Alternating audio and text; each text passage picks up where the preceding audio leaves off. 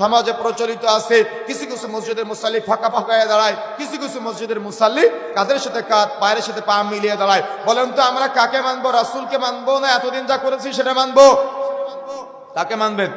রাসূলকে মানার মতো হিম্মত আছে? তাহলে আমরা একটা হাদিসের দিকে যাওয়ার চেষ্টা করি।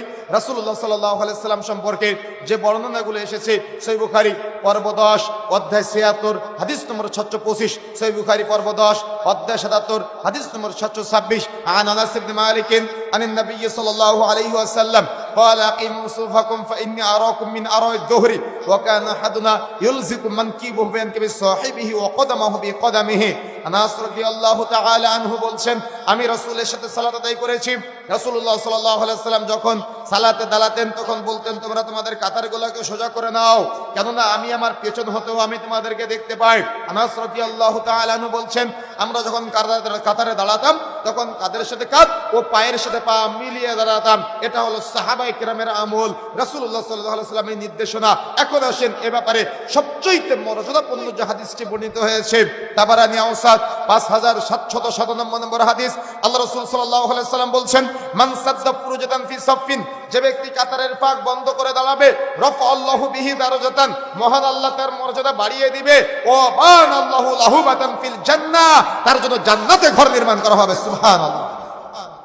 কি বুঝলেন? কি বুঝলেন? আমার পূর্বপুরুষ যেটা করে এসেছে সেটা করতে হবে নাকি সুন্নাতের উপরে আমল করতে হবে? কত রেফারেন্স নেবেন আপনি, কত সহিহ হাদিসের দলিল নেবেন আপনি, কিন্তু এতবার সহিহ হাদিস দিয়ে বোঝানোর পরেও আপনি বলতেছেন এটা তো আমার বাপ দাদার আমল, এটা তো আমার বড় হুজুর করেছে, এটা তো আমার পীর সাহেব করেছে। কি বলে কিনা? কথা বলতে হয়, বলে কিনা? অথচ রাসূলুল্লাহ সাল্লাল্লাহু আলাইহি ওয়াসাল্লাম বলছেন, তাবারানী আওসাত 5797 নম্বর হাদিস, আল্লাহ রাসূল বলছেন, মান সাদ্দা ফুরুজাতান ফি সাফিন, যে ব্যক্তি কাতারের পাক বন্ধ করে দাঁড়াবে, রাফাআল্লাহু বিহি দারাজাতান, মহান আল্লাহ তার মর্যাদা বাড়িয়ে দিবে, ওয়া বানাল্লাহু লাহু বাতান ফিল জান্নাহ, তার জন্য জান্নাতে ঘর নির্মাণ করা হবে। যে ব্যক্তি কাতারের কাদের সাথে কাঁধ পায়ের সাথে পা মিলিয়ে দাঁড়াবে, শয়তান থেকে ওয়াসওয়াসা দিতে পারবে না। যদি ফাঁকা ফাঁকা হয়ে দাঁড়ান তাহলে শয়তান ওয়াসওয়াসা দিবে। কথা কি বুঝতে পেরেছেন? আমার কথা বুঝেন না মনে হয়। কথা বুঝতে হবে, ক্লিয়ার বুঝতে হবে। আচ্ছা, এই ছোট্ট একটা আমলের কারণে আল্লাহ রাসূল জান্নাতে ঘরের কথা কেন বলেছেন? কেন বলেছেন? এই ছোট্ট একটা আমলের কারণে এত বড় ফজিলত, এত বড় মর্যাদার কথা কেন রাসূলুল্লাহ সাল্লাল্লাহু আলাইহি ওয়াসাল্লাম বলেছেন? আপনি কি ব্যাখ্যা করেছেন? আপনি কি জানার চেষ্টা করেছেন? আচ্ছা, আমাদের সমাজে গাড়ির ড্রাইভার আর মালিকের মধ্যে পার্থক্য আছে না নাই? কথা বলতে হবে, আছে না নাই? 5 বিঘা সম্পত্তির মালিক আর 1 কাঠা সম্পত্তির মালিকের মধ্যে পার্থক্য আছে না নাই? আছে না? পীর সাহেব আর মুরিদের মধ্যে পার্থক্য আছে কি নাই? আছে না আমাদের সমাজে?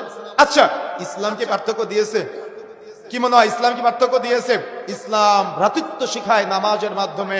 এজন্য সৌদি আরবের উলামায়ে কেরাম এভাবে ব্যাখ্যা করেছেন, আমাদের মসজিদের বাহিরে 3 বছর যাবত গন্ডগোল থাকতে পারে, ভাই ভাইয়ের মধ্যে, প্রতিবেশীর মধ্যে দেখা সাক্ষাৎ নাও হতে পারে, সালাম মুসাফা নাও হতে পারে, কিন্তু মসজিদে প্রবেশ করেছেন, এই সব বিভেদ ভুলে গিয়ে, সব রাগ ক্ষোভ কষ্ট ভুলে গিয়ে, ড্রাইভার আর মালিকের মাঝের বিভেদ ভুলে গিয়ে, 100 বিঘা সম্পত্তির মালিক আর 1 কাঠা সম্পত্তির মালিকের বিভেদ ভুলে গিয়ে মসজিদের মধ্যে প্রবেশ যখনই করবে, মসজিদের বাইরে ড্রাইভার দরজা খুলে দিয়েছে, তারপরে মালিক গাড়ি থেকে নেমেছে, ওই 2 জন ব্যক্তি মসজিদে প্রবেশ করে উভয়ে একজন আর একজনের কাঁধের সাথে কাঁধ ও পায়ের সাথে পা মিলে ওরা চিন্তা করতেছে, তুমিও যে মানুষ আমিও সেই মানুষ, তোমাকে যে আল্লাহ সৃষ্টি করেছে আমাকেও সে আল্লাহ সৃষ্টি করেছে, তোমার গায়ে যে রক্ত মাংস আমার গায়ে একই রক্ত মাংস, তোমার কবরের ডিজাইন যেমন আমার কবরের ডিজাইন একই রকম, তোমার হয়তো টাইলস ওয়ালা বাড়ি, আমার হয়তো টিনের চাল বা আমার হয়তো টিনের দেওয়াল, কিন্তু তোমার কবরও মাটির দেওয়াল,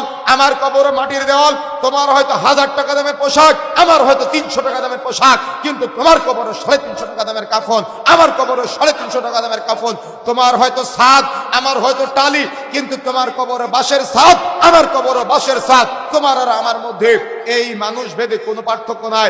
আসো নিজেদের মাঝের ভেদাভেদ ভুলে গিয়ে মুসলিম হিসেবে ভাই ভাই কাদের সাথে কাঁধ পায়ের সাথে পা মিলিয়ে নামাজে দাঁড়ায়।